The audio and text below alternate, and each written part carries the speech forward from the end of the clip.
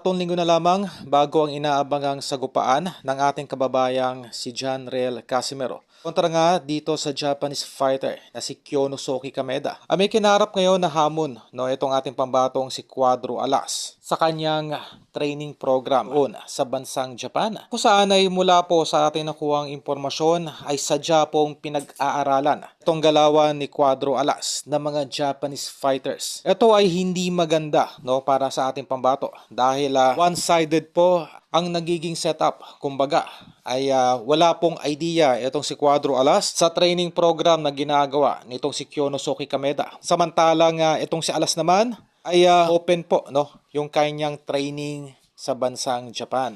At lahat po ng mga nakaka-sparring nito ay yung mga Japanese fighters na nasa ilalim ng Kameda promotion. Okay? Atin na lamang po nga ipanalangin na sana ito ay hindi po maging disadvantage sa parte ng ating kababayang si Cuadro Alas dahil may nababalita po na ito ay isang malaking setup pabor dito kay Kyonosuke Kameda. Atin na natalakay na magpinsang buo po itong may-ari ng Kameda promotion na si Koki Kameda at itong si Kyonosuke Kameda. Ganun pa man, para po sa ating pambatong si Cuadro Alas ay basic. Kumbaga, yung mga nakaka-sparring nito.